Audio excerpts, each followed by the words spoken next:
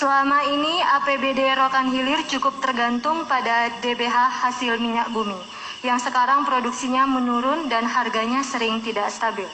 Pada sisi lain, Rokan Hilir memiliki potensi besar untuk digali dan dikembangkan seperti mengoptimalkan pendapatan dari pajak daerah, menghadirkan BUMD yang sehat dan menguntungkan, menyertakan modal pada usaha-usaha yang dilakukan masyarakat. Persoalannya, birokrasi tidak memiliki daya dorong yang kuat dalam menggali dan mengoptimalkan pemanfaatan potensi ini. Di samping itu, di Rokan Hilir keberadaan Basnas yang dananya dapat dijadikan sebagai alternatif pendamping APBD juga tidak dioptimalkan. Pertanyaannya adalah, kalau Bapak-Bapak terpilih sebagai Bupati dan Wakil Bupati, strategi apa yang dilaksanakan untuk mengatasi ketergantungan APBD Rokan Hilir pada DBH hasil minyak bumi tersebut? Bagaimana desain reformasi birokrasi yang dijalankan sehingga memiliki daya dorong dalam mengoptimalkan PAD, dan bagaimana strategi membesarkan dana alternatif sebagai pendamping APBD seperti keberadaan Basnas? Baik Bapak, waktu yang diberikan adalah 1 menit dimulai dari kata yang pertama. Terima kasih.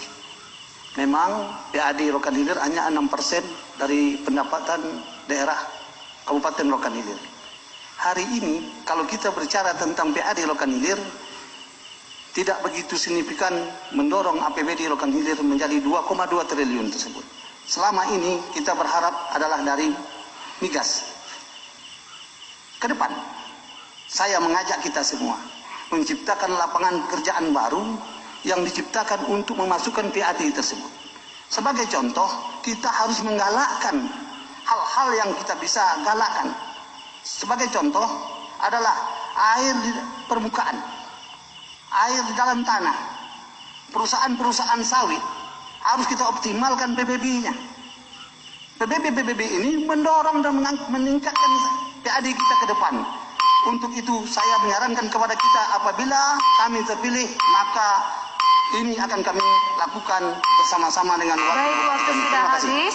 Berikutnya kami berikan kesempatan kepada paslon nomor urut 4 untuk dapat memberikan sanggahan atau tanggapan. Waktu 1 menit dimulai dari kata yang pertama. Jadi menurut kami paslon nomor 3, karena daerah kita ini memang tergantung kemarin pada DBH. Menurunnya harga minyak. Sekarang ini kita tahu PT Chevron akan habis kontraknya pada tahun 2021 ini. Tentu diganti oleh Pertamina. Jadi Pertamina ini nanti itu sumber yang lebih besar, nanti sumber yang lebih besar untuk menciptakan PAD kita, meningkatkan PAD kita melalui Pertamina ke BUMD. Tentu BUMD juga bisa menampung nanti karyawan-karyawan kita untuk bekerja, masyarakat kita. Sementara sekarang ini kita tahu yang mana PT Pertamina akan memberi kita saham 10%.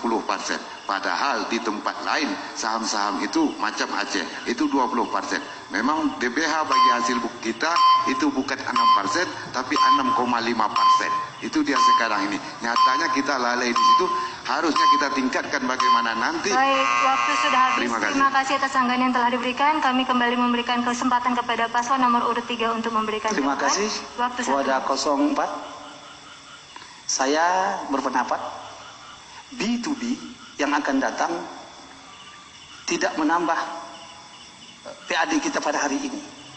B2B atau VI yang akan kita lakukan 10% yang dari Pertamina besok menurut keputusan Kementerian Energi itu adalah B2B.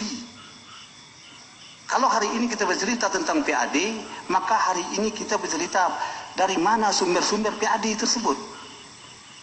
Karena kita tidak menceritakan tentang dana bagi hasil.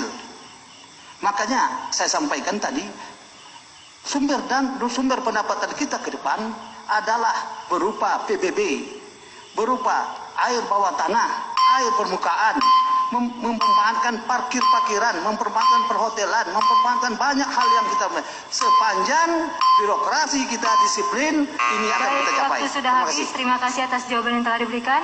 Berikutnya kami berikan kesempatan kepada paslon nomor urut 1 untuk dapat memberikan sanggahan. Waktu 1 menit dimulai dari kata yang pertama. Baik, untuk paslon 03 Kada Astria Ujar, kami ingin menanggapi bahwa untuk mendongkrak PAD kita, diantaranya adalah sektor perkebunan kita perlu digarap. Ribuan hektar kebun kelapa sawit di Rokan Hilir, tapi mereka tidak memiliki izin usaha perkebunan budidaya. Sebagaimana diamanatkan oleh Undang-Undang Perkebunan, bahwa 25 hektar kebun kelapa sawit wajib ada IUPB-nya, yang itu merupakan kewenangan dari bupati. Kalau bupatinya melakukan tindakan itu, maka PAD dari sektor perkebunan kelapa sawit di Kabupaten Rokan Hilir ini akan masuk ke kas daerah Kabupaten Rokan Hilir. Kemudian yang kedua, kita memiliki sumber daya ikan yang banyak. Kalau nanti dibangun tempat pelelangan ikan di Padipadan, di Senaboy, maka retribusi pajak daerah dari sektor jual beli ikannya juga akan masuk ke menjadi PAD kas daerah Kabupaten Rokan Hilir. Terima kasih. Baik, terima kasih atas sanggahan yang telah diberikan. Kami kembali memberikan kesempatan kepada paslon nomor urut 3 untuk memberikan jawaban atas sanggahan. Waktu 1 menit dimulai dari kata yang pertama. Terima kasih. Saya sependapat, dan apa yang saya sampaikan sependapat pula dengan 01. Bidang perkebunan, bidang perikanan, saya sampaikan tadi, apabila kita ingin meningkatkan PAD kita, banyak sektor yang harus kita jangkau. Sepanjang birokrasi kita berdisiplin yang tinggi, setelah mereka mendapat upah pungut daripada PAD yang diminta ini, tentunya kinerja mereka juga kita dorong dengan disiplin yang tinggi. Tidak lagi berdiam, mereka harus menyebut bola ke sana. Apa yang dilakukan ini ke depan, PAD Rokan Hilir pasti meningkat.